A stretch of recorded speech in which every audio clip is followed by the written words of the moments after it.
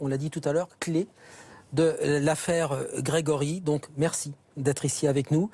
Maître Gérard Welzer, vous êtes depuis toujours l'avocat de Marie-Ange Laroche. Je crois que vous êtes le plus ancien avocat depuis le tout début du dossier, le seul à avoir suivi cette affaire depuis le début. Donc avocat de Marie-Ange Laroche, auteur d'un livre qui est sorti il y a quelques mois, L'affaire Grégory ou la malédiction de la Vologne. Vous nous direz pourquoi vous avez voulu ce titre, Malédiction de la Vologne. Va se tenir mardi une audience devant la Cour de cassation importante dans ce dossier. Comment vivez-vous, Marie-Ange, depuis 34 ans maintenant, avec cette affaire qui ne s'arrête jamais?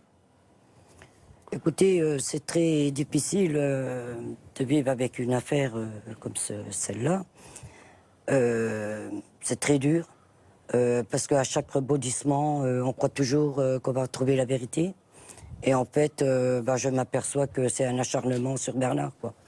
Mais c'est sûr que Bernard a été innocenté et a été assassiné. Donc, il faut dire aujourd'hui, il faut cesser, quoi.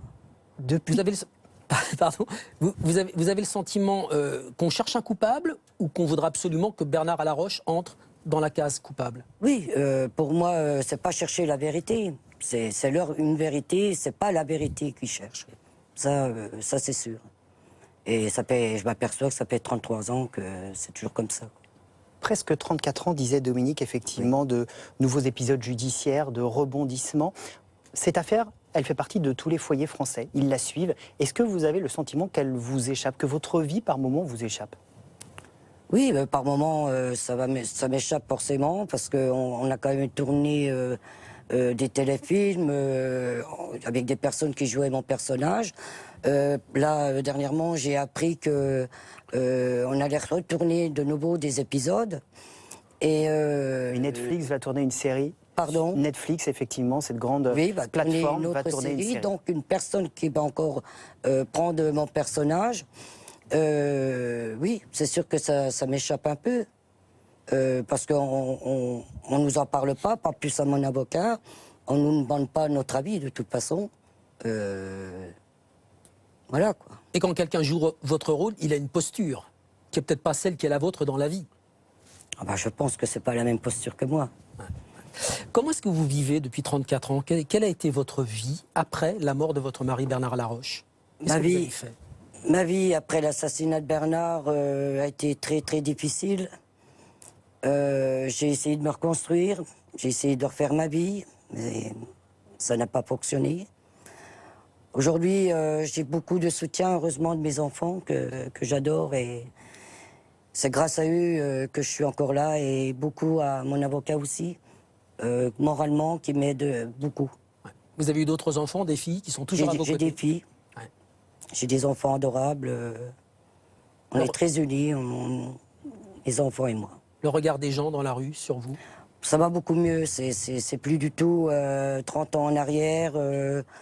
Non, beaucoup mieux, quoi. Je veux dire, les gens viennent me voir, mais mon magasin, sur un parking. Vous êtes bien Madame Laroche? Oui, forcément. Qu'est-ce qui se passait 30 ans en arrière? Pardon? Quand vous dites ça va beaucoup mieux qu'il y a 30 ans en arrière, qu'est-ce qui se passait il y a 30 ans en arrière? Il y a 30 ans en arrière, je suis sorti une fois de chez mon avocat. J'étais avec mon frère, on a failli se faire lyncher. Par des gens, voilà, quoi. Mais il y a 30 ans en arrière, ça a été très dur. Très dur. Pourquoi choisir Pardon.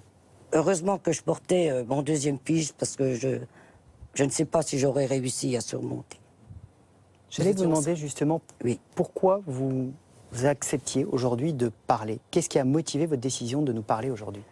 Ce qui m'a motivé de parler un peu aujourd'hui, c'est du fait que, avec cette réouverture de l'année dernière, et récemment, des choses qui me sont parvenues ils ont entendu des jeunes de ma famille, un neveu qui n'était pas né à l'époque. Les enquêteurs, hein. Les enquêteurs, oui, je parle des enquêteurs, pardon. Et une nièce qui avait 7 ans à l'époque. Pour voir si en famille, on n'en parlait pas. Là, je dis, il faut arrêter, quoi. Faut arrêter. On a bousillé une génération, on a bousillé ma famille. Là, on est en train de bousiller la génération qui arrive, quoi. Il faut arrêter. Faut arrêter. On va voir avec vous les moments déterminants de cette affaire. On voudrait vous montrer quelques images, dont une que vous redoutez parce qu'on en a parlé avant de se rencontrer. On va vous la montrer quand même et on voudrait que vous réagissiez, que vous nous expliquiez pourquoi cette image, vous ne la supportez plus. Et votre avocat nous le dira aussi. C'est l'image évidemment de Bernard Laroche, on la découvre, c'est un moment clé, Dominique, de cette affaire. C'est votre mari, Bernard Laroche, qui est interpellé, qui est conduit entre des gendarmes. Il est à son travail, il est en bleu de travail, il était contremaître dans une entreprise, exactement comme le père de Grégory, contremaître lui aussi. Les gendarmes l'emmènent, il est en bleu de travail, regardez, il est conduit comme ça. Et pourquoi est-ce que vous ne voulez plus voir cette image? Écoutez, il faut arrêter. J'ai des enfants, il y a toute une famille derrière. Cette photo, elle fait très mal. On l'arrête comme un chien, comme un vulgaire. Il faut arrêter, quoi. Ça fait 33 ans et je pense qu'il faut passer. Il faut arrêter de passer cette photo. Parce que c'est l'image dans la tête des gens qui reste la culpabilité de Bernard, c'est ça? Oui, tout à fait, oui. Il faut arrêter, quoi. Maître Belzer, vous allez faire une demande pour que ces images, on ne les voit plus. Oui, vous savez, lorsque vous voyez quelqu'un avec des menottes entre des gendarmes, vous pensez qu'il est coupable? Bernard Laroche, moi, lorsque je l'avais rencontré le 5 novembre 84 à la maison d'arrêt, il m'avait dit que le matin, il savait qu'il allait être arrêté. Toute l'usine le savait, tous ses collègues. Il me dit, mais moi, je les attends, j'ai rien à faire. Et les enquêteurs à l'époque avaient convoqué les médias. Il a été arrêté devant les caméras. Et cette arrestation, elle est inadmissible parce que toute personne qui ne connaît pas le dossier, les gens ne connaissent pas le dossier, ne connaissent que des images, se dit, il est coupable, il a des menottes et il est entre des gendarmes. Donc on va tout faire pour empêcher la publication à nouveau de ces images. Elle vous hante, cette image, Marie-Ange Laroche? Oui, bien sûr. C'est la première image de lui qui reste comme ça aussi longtemps, quoi. Je veux dire, à chaque rebondissement, à chaque fois qu'on nous dit qu'on va apprendre de nouvelles choses, qu'on va savoir autre chose, il n'y a rien à faire. Il faut qu'il passe cette photo, cette image. Et vous ne pouvez pas savoir le mal que ça fait à mes enfants, surtout. Votre mari est arrêté, il est accusé quelque part par votre sœur, Muriel Boll, votre jeune sœur qui a 14 ans à l'époque, qui dit « il est venu me chercher, j'ai pas pris le bus ce soir-là, on a pris un petit garçon dans la voiture, il est allé au bord d'une rivière, il est revenu sans le petit garçon ». Et puis votre sœur, Muriel, va revenir sur ses propos, après la nuit du 6 novembre 1984. On va réécouter ce qu'elle disait. Bernard est innocent, mon beau-frère il est innocent. Jamais été avec mon beau-frère. Évidemment, ce moment, il est extrêmement important. Il sera d'ailleurs au cours de ce qui va se passer mardi devant la Cour de cassation. Qu'est-ce qui s'est passé ce soir-là? Vous y étiez. Quelle est votre vérité à vous sur cette soirée-là où on dit qu'elle a été maltraitée, violentée, Muriel Boll, pour changer son témoignage le lendemain? Écoutez, cette soirée du 5 novembre, d'ailleurs, moi-même était en garde à vue. Donc, quand je suis ressorti de garde à vue, je suis passé dans notre maison, donc à Monzet. Et après, je suis redescendu chez mes parents. Je suis arrivé environ vers 20h, avec ma sœur Marie-Thérèse qui arrivait, avec son mari, mon beau-frère Jean-Claude. On est rentré chez mes parents, il y avait maman, il y avait papa, il y avait mon frère, il y avait Muriel, et moi forcément. Il ne s'est rien passé du tout. J'ai simplement posé la question à Muriel à 2 reprises. Qu'est-ce que t'as dit? Qu'est-ce que t'as dit? Elle nous a juste répondu. Les gendarmes m'ont dit de ne rien dire. Les gendarmes m'ont dit de ne rien dire. Elle ne savait répéter que ça. Donc, il n'y a rien d'autre. Pas de violence, pas de pression? Il n'y a aucune violence, aucune pression. Et après, Muriel, d'ailleurs, est partie chez ma sœur à Pamiers, où elle a passé la nuit. Comment est-ce que vous expliquez ce revirement ou comment est-ce que vous expliquez cette première version qu'elle donne? Pourquoi est-ce qu'elle fait ça? Quel intérêt? Écoutez, je ne sais pas ce qui s'est passé. C'est le lendemain, donc, chez ma sœur, à Pamiers. Mon beau-frère a été chercher le journal. Et quand mon beau-frère a posé le journal, ma sœur a lu les gros titres. Et donc, arrestation, Bernard Laroche, vous dire, voilà. Et donc, elle était en train de déjeuner et tout ce qu'il y avait sur la table... elle a tout balancé par terre, quoi. C'est pas vrai, c'est pas lui, les gendarmes m'ont dit de rien dire, les gendarmes m'ont dit de rien dire. Voilà, c'est tout. Ma sœur a appelé maman, et maman a dit, bah, ramène-la, quoi. Est-ce qu'il y avait ce soir-là, chez vos parents, ce fameux cousin à qui revient la mémoire aujourd'hui et qui dit, j'étais là, j'ai tout vu, Muriel Boll a été frappée, Ce cousin, d'ailleurs, dont le témoignage est dans le dossier aujourd'hui. Est-ce qu'il était là? C'est faux. Il n'était pas là. Alors pourquoi est-ce qu'il raconte ça? Ah ben écoutez, pourquoi je ne sais pas. Je ne sais pas ce qui s'est passé. Je ne sais absolument pas. Mais pourquoi il a dit ça, je ne sais pas. Vous affirmez qu'il n'était pas Je là? l'affirme. Je ne sais pas ce que je peux faire pour dire qu'il n'était pas là, mais il n'était pas là. Alors, soi-disant qu'on l'a frappé quand on lui avait arraché, pas qu'il a dit, hein, arraché des poignées de cheveux. Le lendemain, quand elle a passé donc, devant les caméras... L'image qu'on vient de voir? Oui, l'image que vous avez vue, est-ce que vous voyez qu'il manque des cheveux? Est-ce qu'elle a des bleus sur le visage? Est-ce qu'elle est tuméfiée? Non, il n'y a rien eu, aucune pression. Moi, je n'ai pas eu de contact avec Muriel le jour de l'arrestation de Bernard. À part le soir, mais elle est partie chez ma sœur. J'ai demandé à 2 reprises, c'est tout. Qu'est-ce qu'elle t'a dit? Qu'est-ce que t'as dit? Je n'ai eu aucun rapport avec elle. Ces premières déclarations de Muriel Boll, sur lesquelles elle en reviendra, vont créer le soupçon sur Bernard Laroche. Ça conduira à l'assassinat de votre mari par Jean-Marie Villemain. Il y a eu une image qui évidemment est forcément douloureuse pour vous, mais avec Dominique, on voulait aussi revoir avec vous.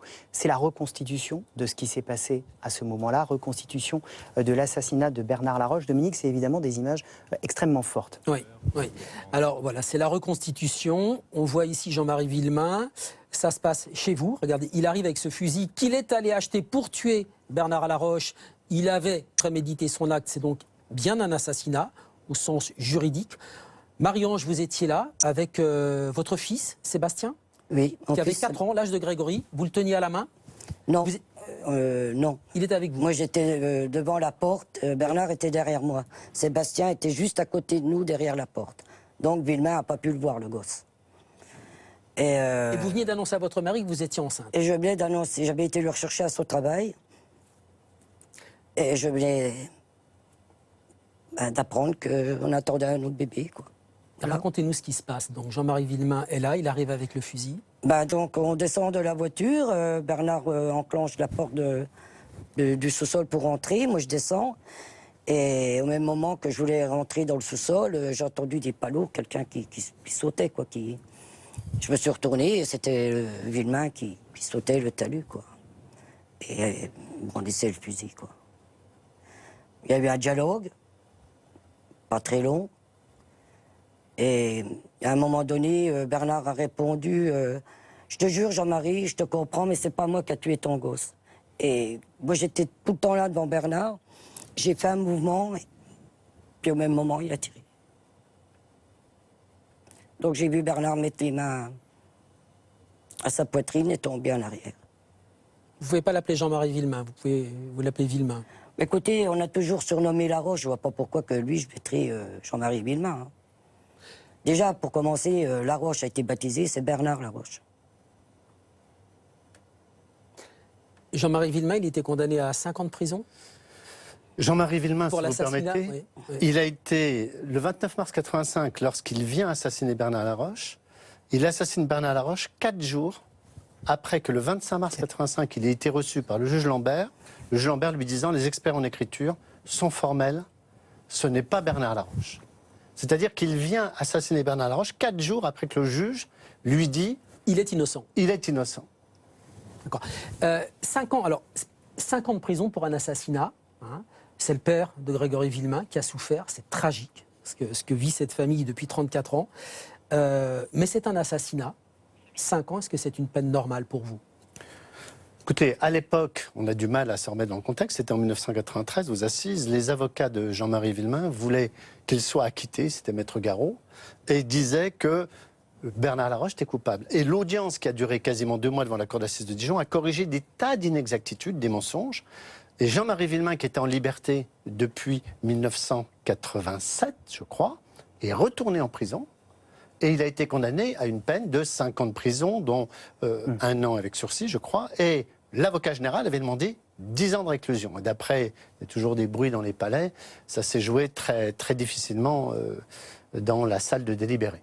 Tant d'années après, l'instruction a été rouverte il y a 1 an à peu près.